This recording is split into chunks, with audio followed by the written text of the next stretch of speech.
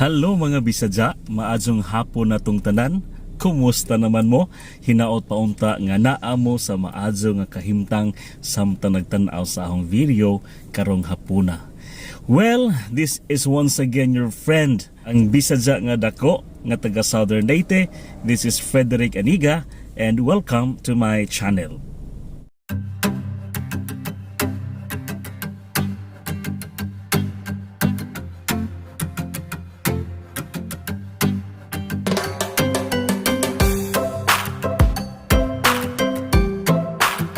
Well, kahapon po, umulan talaga at nalaman natin na particularly po sa Cebu ay nagkakaroon po ng flooding dahil po sa malakas na ulan kahapon. Makikita po natin sa mga video na ina-upload po sa Facebook na malalim talaga ang baha dahil sa malakas na ulan. Animoy nagiging sasakyang pandagat ang mga bus na tumatakbo po sa mga daan sa certain parts po ng Cebu. But anyway, we just have to brace because ito po ay epekto ng global warming dahil po sa pagkasira ng ating kalikasan. So ito na po yung consequences sa mga ginawa natin sa Mother Nature. By the way, kahapon po ay nagpunta ako sa palengke para mamili ng ilang mga gagamitin sa kusina. And I was just very surprised because talagang nagmahala na po ang mga bilihin. And in fact, in the past month, it was reported that Southern Leyte is one of the provinces with the highest inflation rate. Ito po ay epekto ng maraming factors. Kasama na po dito ang pagtaas ng presyo ng gasolina, yung experience natin sa Bagyong Odette, no, scarcity of food, sa economics, yung tinatawag natin na supply and demand. Dahil nga most of the farms here in our province ay hindi pa nakakabangon mula pa sa Bagyong Odette. So there is a scarcity of food supply. That is why mahal talaga ang mga bilihin dito sa aming probensya as of this moment.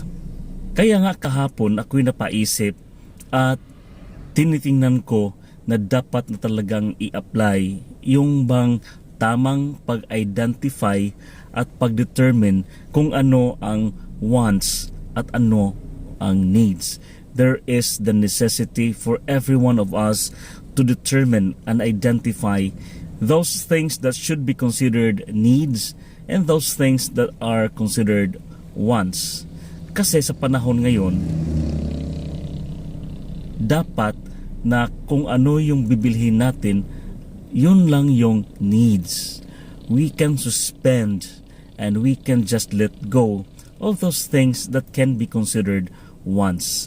Kasi nga, mahal ang mga bilihin ngayon. It will just be a waste of money if we will be buying those things that are only wants at hindi naman talaga needs. Well, paano natin malalaman na ang isang bagay ay isang want? And when can we determine that that thing that we want to buy is something that can be considered need? Well, when we speak of needs, ito po yung mga bagay-bagay na kailangan ng ating katawan for our own well-being. Kasi ang mga bagay na ito ay tumutulong sa ating katawan para tayo makasurvive. So when we speak of needs, this can be the food that we eat, clothing, no, shelter. Kasi pag walang pagkain, hindi tayo magsusurvive. Pag walang clothing o wala tayong sinusuot na damit, ay hindi tayo magsusurvive, magkakasakit tayo. Kasi wala tayong panglaban o protection against cold or heat. No? At also shelter. So these are what we call the basic needs. Ito yung mga bagay na kinakailangan ng ating katawan para po tayo ay magsusurvive. On the other hand, yung mga wants na sinasabi ay yung mga bagay na although mayroon tayong desire na makamtan natin o mabili natin, but then even without buying these things ay wala siyang impact doon po sa ating pangangatawan. Meaning to say, even if without having that thing that we desire, no, hindi natin mabili o makuha ang gusto natin, ay hindi siya magkakaroon ng epekto sa ating pangangatawan. Hindi tayo magkasakit, hindi tayo mamamatay kung wala ang mga bagay na yon. So kita mismo, alam natin sa ating sarili kung ano ang wants at kung ano ang needs. Pero alam nyo ba na there are instances that something we consider need can become a want. Ang pangangailangan ay ma-convert into kagustuhan. For example, sa ngayon, masasabi natin na ang pagkakaroon ng cellphone ay no longer a want, but it is a necessity. It can be classified as a need. Kasi sa panahon ngayon, importante ang cellphone sa ating pakikipag-communicate sa ating kapamilya, sa kasama sa opisina o sa paaralan. It would be difficult for us if we don't have the cell phone because it would seem like we are isolated from the world. Tayo ay na-isolate, no? Wala tayong connection sa ibang mga tao kung wala tayong cellphone. So, we can say that to buy a cell phone or having a cell phone is a need. It is a necessity. Magiging magaan at magiging efficient ang ating buhay kung mayroon tayong cellphone kasi nagagamit ito sa pag-text, nagagamit sa pag-chat, tayo ay nagiging updated kung ano ang mga nangyayari sa ating kapaligiran dahil sa cellphone. So, malaki talaga ang naitutulong ng cellphone para magiging magaan ang ating pamumuhay. Pero, kung sa pagbili natin ng cellphone ay kinoconsider na natin yung pagiging high-end ng cellphone, ano ba ang model ng cellphone, magkano ba ang cellphone, yan, nagiging want na ang pagbili ng cellphone. Kasi, if we will just consider the basic, so long as mayroon kang cellphone na magagamit, so hindi mo i-consider kung ano ang kanyang model, kung ano ang kanyang brand, o siya ba ay high-end o ordinary lang na cellphone. Pag yun ang titingnan mo, then cellphone qualifies to be a need. But on the other hand, if you are looking for a cellphone that should be expensive, high-end, and yung model na sikat, then that is a want. Katulad din ng damit. As I mentioned earlier, ang damit ay basic need kasi it protects our body from the heat of the sun or from cold. So we need clothing. So we have to buy t-shirt, polo, or anything that will cover our body.